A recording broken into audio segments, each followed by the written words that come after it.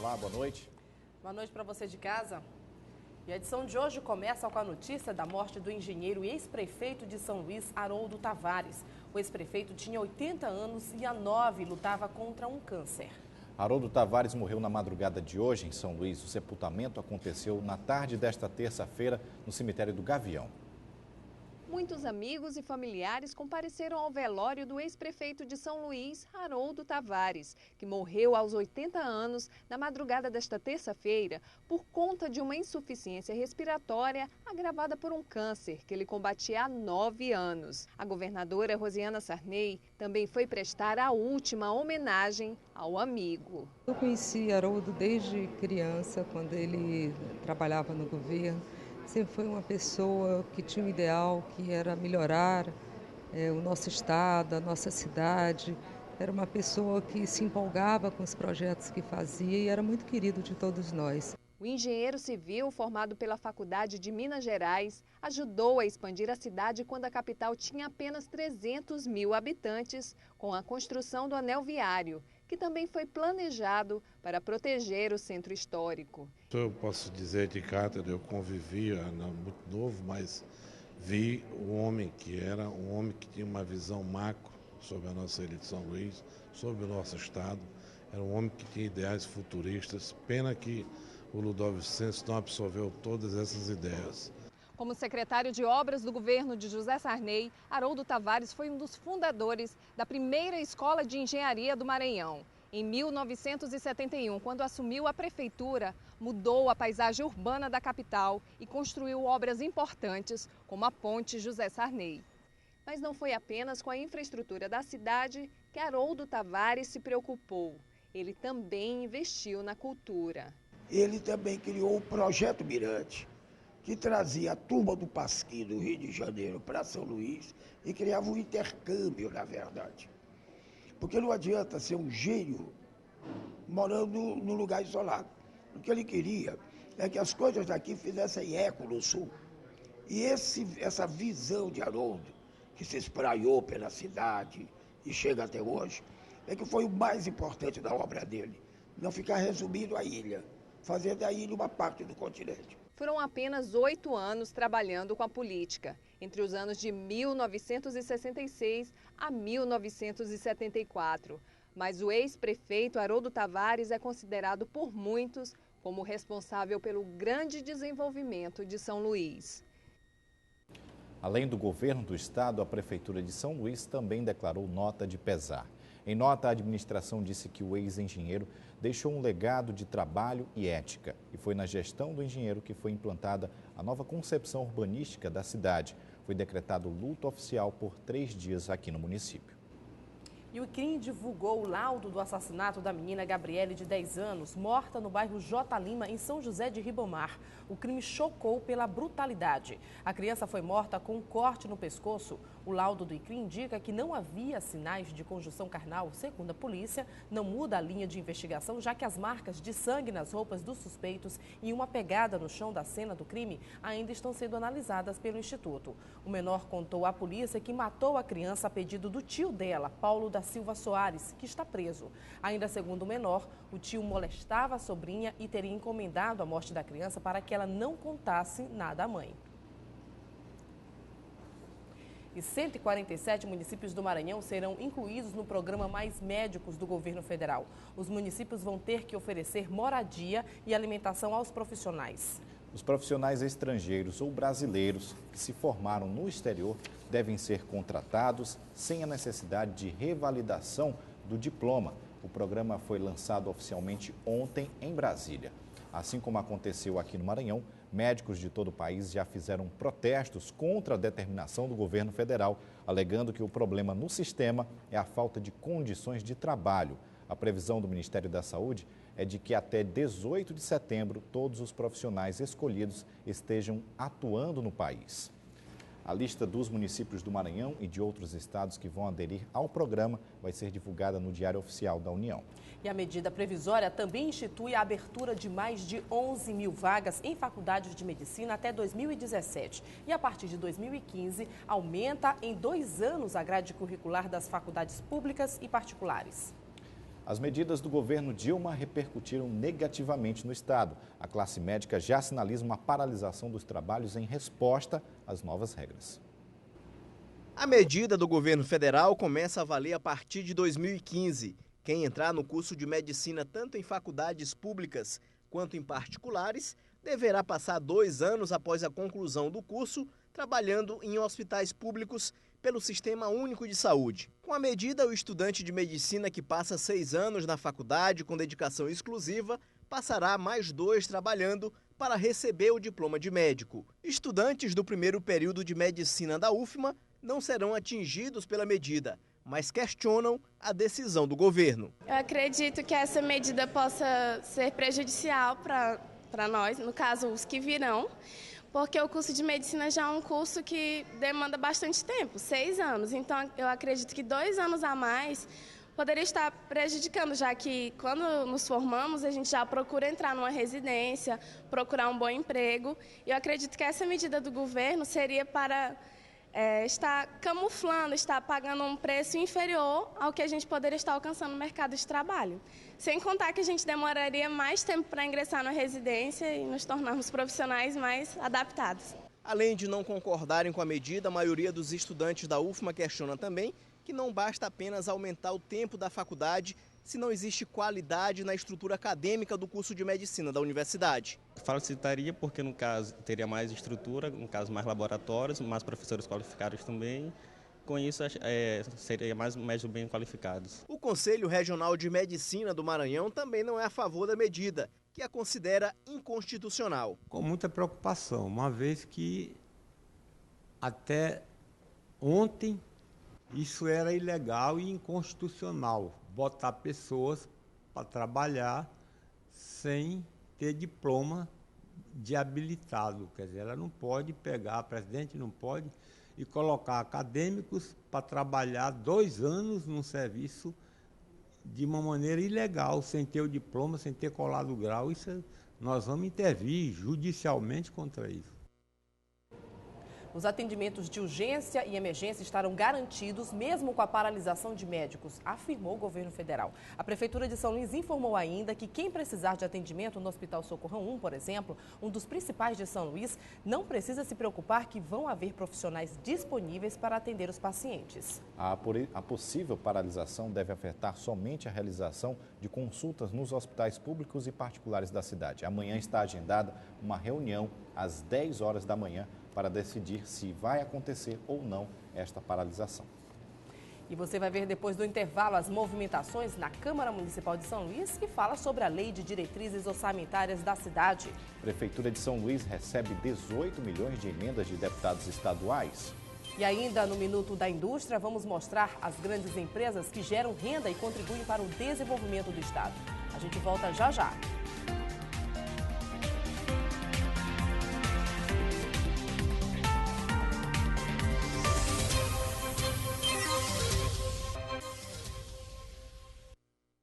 Estamos de volta e vamos falar sobre as atividades da indústria no Maranhão. O Maranhão participou do projeto do Mapa da Indústria até 2022. Daqui a alguns anos, a atividade industrial maranhense vai representar 35% do PIB no estado. Confira agora o Minuto da Indústria. 2 documentos mostram o caminho que as indústrias brasileira e maranhense devem percorrer nos próximos 10 anos para aumentar os níveis de produtividade, eficiência e competitividade. Segundo o presidente da Confederação Nacional da Indústria, Robson Braga de Andrade, a indústria brasileira tem capacidade e desenvolve tecnologia e inovação. Eu acho que a indústria brasileira é uma indústria diversificada, é uma indústria muito preparada, que o povo brasileiro e a sociedade brasileira têm investido nessa indústria desde os anos de 1950, algumas vezes até com bastante sacrifício, e conseguimos, ao longo desses anos, fazer com que a indústria brasileira seja uma indústria de primeiro mundo, uma indústria que disputa mercado, uma indústria capacitada, que desenvolve tecnologia, que inova.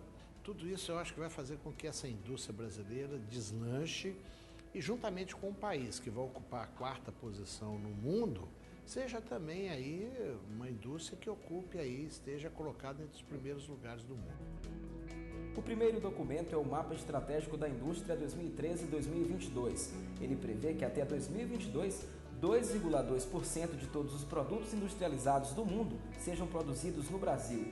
O presidente da FIEMA, Edilson Valdez das Neves, fez parte da equipe que elaborou o documento. O Maranhão é que está dependendo dessas indústrias. Então, o futuro do Maranhão depende do futuro dessas empresas. E essas empresas estão se instalando com muita força aqui no nosso estado, não só na capital, mas como em todo o território do estado. Então, temos um futuro promissor, porque a indústria realmente, que é o alavancador de desenvolvimento, está se instalando no Maranhão. O segundo documento é o Plano Estratégico de Desenvolvimento Industrial do Maranhão 2020. O principal objetivo do plano é aumentar a competitividade da indústria maranhense. Ele aponta 7 eixos estratégicos de atuação, 21 programas e 101 projetos para o desenvolvimento industrial no estado. A previsão é que até 2017 sejam investidos 120 bilhões de reais. Segundo o IBGE, nos últimos 5 anos, o número de indústrias no Maranhão cresceu mais de 17%. Entre 2009 e o ano passado, foram abertos 15 mil novos postos de trabalho no setor. A última pesquisa industrial anual do IBGE, realizada em 2010, mostra que o volume de salários pagos pela indústria aos trabalhadores cresceu quase 40%. E a receita líquida das empresas deu um salto de 24,35%. Segundo projeções do governo estadual, a perspectiva é que ao final deste ciclo de investimentos, a indústria maranhense responda por 35% do produto interno bruto do estado. Nós começamos atraindo as empresas para cá, elas estão vindo pouco a pouco, e estamos preparando as empresas locais através do plano de desenvolvimento de fornecedores e, consequentemente, nós teremos ao longo do tempo um crescimento considerável de nossa indústria, que até há pouco tempo era uma indústria muito limitada, era muito pequena. Hoje a gente já vê, com a implantação e com o desenvolvimento das empresas, um grande crescimento para o Maranhão. Eu diria que hoje o Maranhão está crescendo basicamente através das indústrias que estão se instalando aqui. E vamos agora a de política, notícias de política com o Giro de Notícias.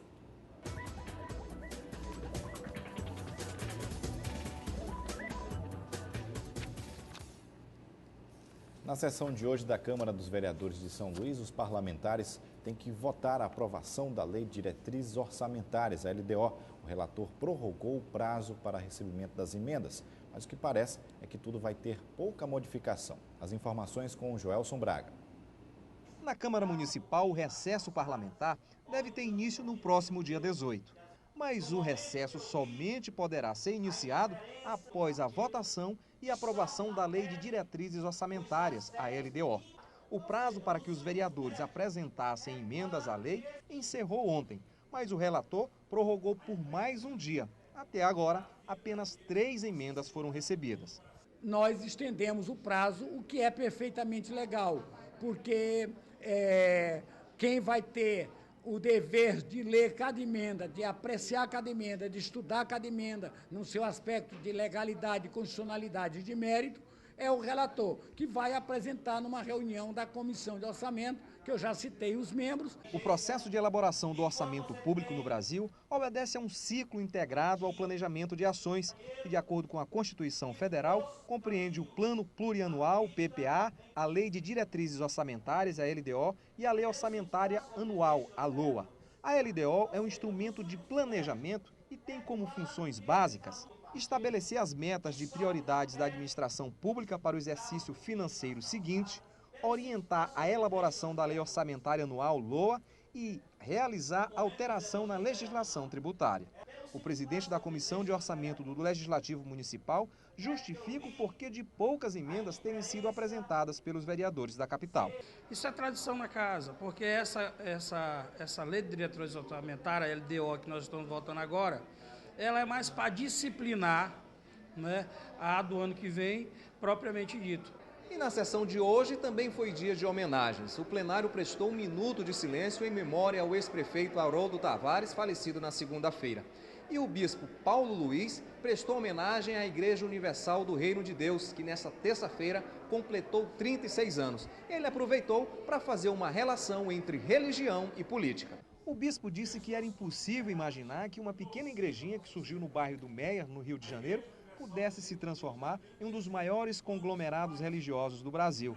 Hoje, presente em mais de 200 países. E lembrou que religião e política têm uma relação bastante antiga e que pode ser produtiva. Muitas pessoas chegam a dizer que política e igreja não combinam, o que é uma coisa completamente errada, muito pelo contrário. Então, quando existem homens de Deus com prazer em ajudar, voltado para socorrer o aflito, o necessitado, essa política ela é muito bem vista fora e dentro da igreja. E ainda hoje, o presidente da CPI do Bom Peixe, o vereador Pedro Lucas, me confirmou que na quinta-feira 3 pessoas serão ouvidas, entre elas um ex-gerente do Banco do Brasil que realizou pagamentos do programa Bom Peixe. Eu volto com você. E amanhã uma comissão técnica da Prefeitura de São Luís, do Governo do Estado e da sociedade civil vão se reunir para tratar da parceria dos 2 poderes executivos. Juntos vão apresentar as sugestões com a elaboração do núcleo executivo do Pacto por São Luís. Os problemas da cidade vão contar ainda com o apoio das ações do governo federal, em que o prefeito de São Luís, Edivaldo Holanda, e a governadora Rosiana Sarney discutiram em Brasília com a presidente Dilma Rousseff. E a Prefeitura de São Luís vai receber 18 milhões de reais em emendas de deputados estaduais. Em uma reunião, a comitiva de parlamentares oficializou o envio do recurso que chega para ajudar no desenvolvimento da capital. O prefeito Edivaldo Holanda Júnior agradeceu a parceria institucional. A aplicação da emenda de 18 milhões ainda não foi divulgada pelos técnicos da Prefeitura aqui de São Luís. O Tribunal de Contas do Estado divulgou uma lista de gestores públicos que não fizeram a prestação de contas referente a 2012. O documento já foi enviado para a Procuradoria-Geral de Justiça, ao Tribunal de Contas da União e ao Tribunal Regional Eleitoral do Estado. Quem não prestou contas corretamente vai ser incluído na lista de inadimplentes e pode receber sanções como declarações de inelegibilidade. Todo o processo tem base na resolução número 194 de 2013. E veja no próximo bloco, o curso de culinária nutritiva ensina a fazer reaproveitamento total dos alimentos. E ainda aumenta o número de carteiras de habilitação suspensas em São Luís por conta da lei seca. Em instantes.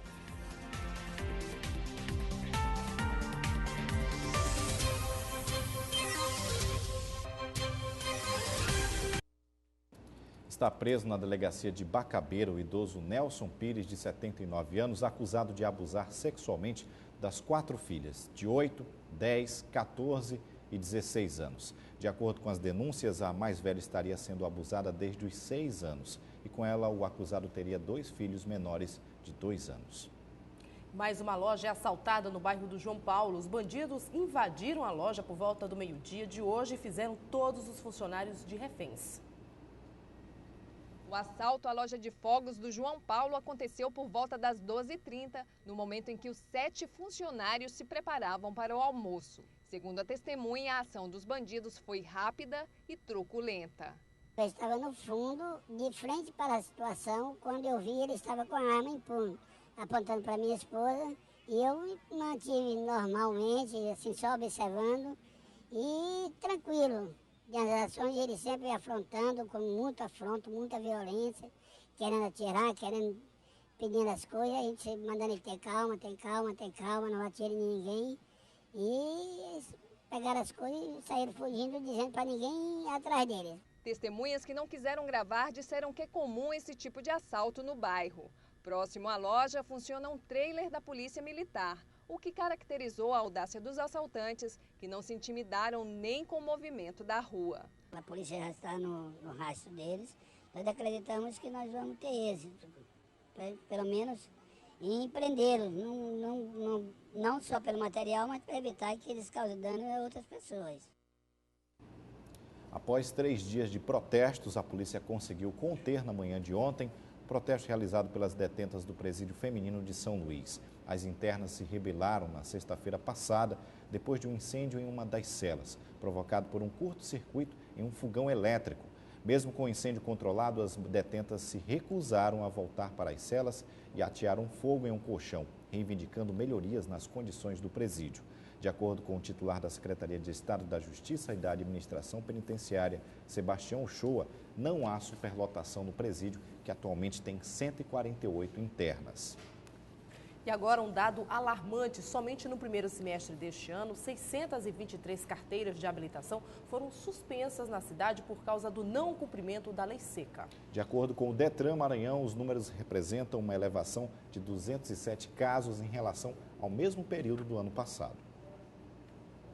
A lei entrou em vigor em 2008, mas dirigir sob efeito de álcool continua sendo uma das infrações mais cometidas no trânsito. As penalidades passam pelo recolhimento e suspensão da carteira até a cassação do direito de dirigir. O condutor pode ainda ser obrigado a fazer um curso de reciclagem para infratores. Esse condutor ele pode receber a carteira de volta porque ela só está recolhida, mas ele fica ciente que ele vai responder um processo de suspensão, onde ele vai ter direito à defesa, mas que no final do processo, se não for acatada a defesa, esse condutor ele vai ter que entregar a carteira e cumprir no mínimo 12 meses de suspensão para o artigo 165. E ele tem que fazer um curso de reciclagem, num CFC credenciado que ele escolhe, e no final do curso o exame teórico do que foi dado nesse curso.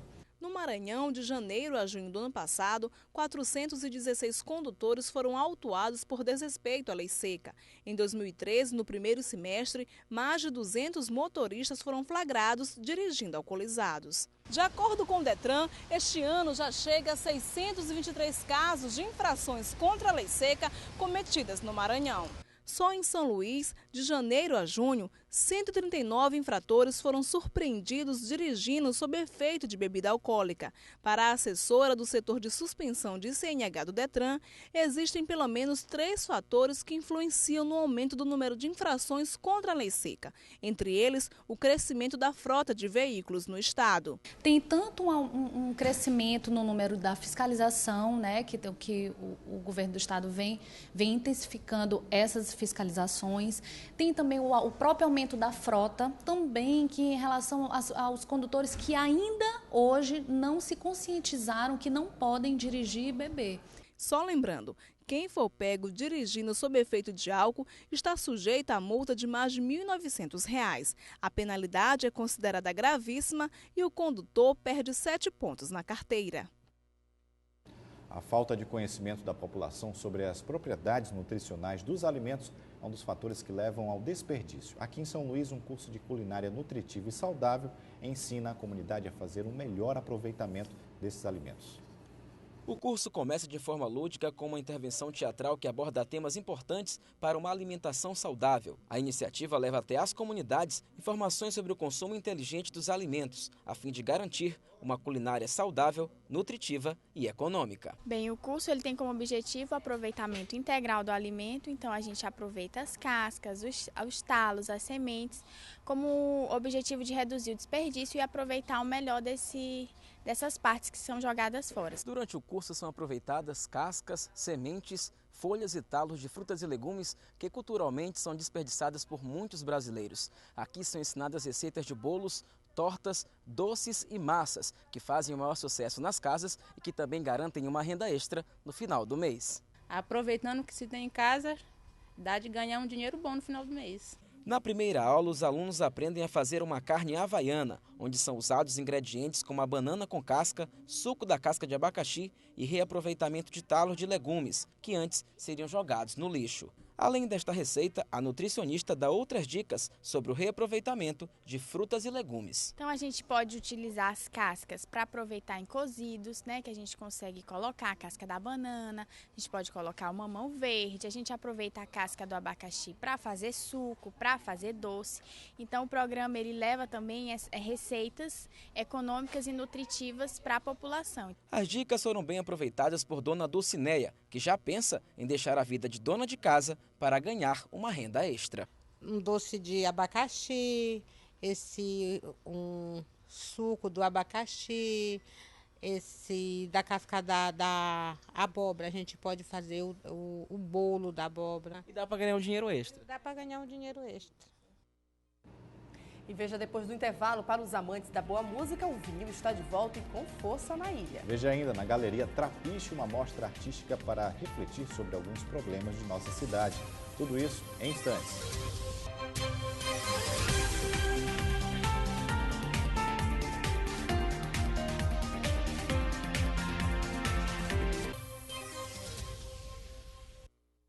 E vamos falar agora de arte. Uma exposição de expressão artística em uma galeria de São Luís mostra uma ação coletiva, prática e intervenções bem polêmicas. Logo na entrada, essa cena. Sim, são penicos, formando um caminho. Dentro deles, sacos plásticos com água de chuva e tinta preta. A ideia é fazer referência à situação de balneabilidade das praias de São Luís, que estão impróprias para o banho. Seguindo pelo corredor, mais uma peça inusitada.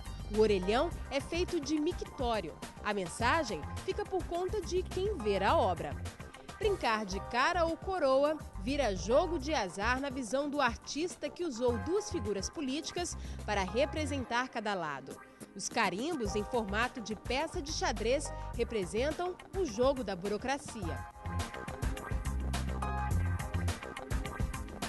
Reunir no mesmo espaço e tempo expressões artísticas, literárias e culturais para discutir as novas dinâmicas, migrações e mutações na cultura e na arte contemporânea. É o que propõe a exposição Ação Coletiva, Prática e Invenção. A ação cultural segue até o próximo dia 10 com palestras e exposições na Galeria Trapiche Santo Ângelo, na Praia Grande. Estudantes selecionados na segunda chamada do SISU tiveram até hoje para realizar as matrículas. O candidato deve verificar na instituição de ensino local, horário e procedimentos necessários. O SISU foi desenvolvido pelo Ministério da Educação para selecionar estudantes nas instituições públicas de ensino superior a partir da nota do Exame Nacional do Ensino Médio, o Enem. Este ano o SISU teve mais de 700 mil inscrições. Foram 39.724 vagas em mais de 1.000 cursos ofertadas por 54 instituições públicas de educação superior. A próxima chamada vai ser no dia 12 de julho. E agora vamos falar de música. Quem não gosta de ouvir uma boa música com qualidade perfeita? Pois aqui na capital, um projeto do pesquisador musical e DJ por profissão, Franklin Santos, está tirando a poeira dos clássicos vinis. Este tipo de mídia ficou esquecida por muito tempo, mas nunca deixou de existir e agora caiu no gosto do público e está nas pistas das melhores casas de festas.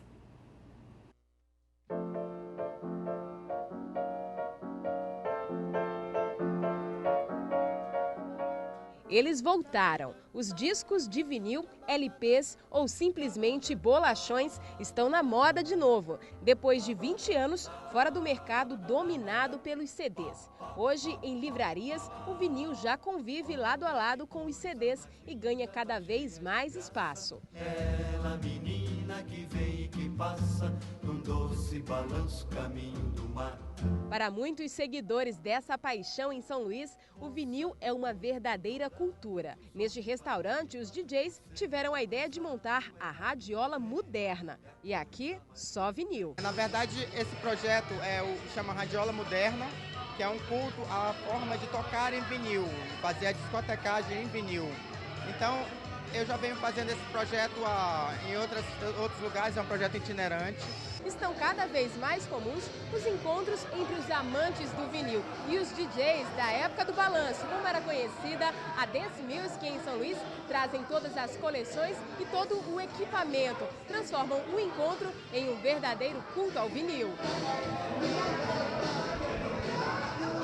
Mas não são apenas os DJs que colecionam. Quem frequenta os encontros que acontecem aos sábados e também possuem as raridades, aproveitam para incluir o som no repertório. Hoje em dia, como é difícil você ouvir o vinil, até por falta de equipamento, né? Nós temos muito lá em casa, inclusive alguns aqui a gente está até ouvindo aqui.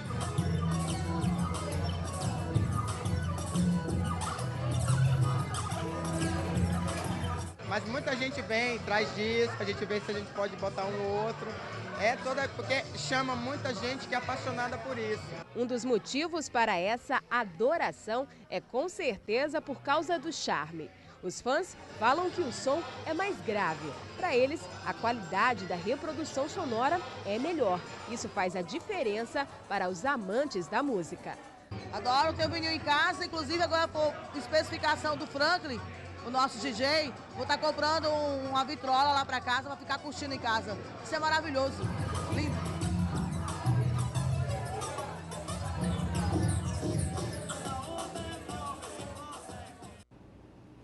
Confira agora o que acontece amanhã. Começa nesta quarta-feira o maior congresso de jovens da Assembleia de Deus. O evento comemora os 91 anos da igreja aqui na capital. O tema do evento será o poder transformador da palavra no ginásio Castelinho.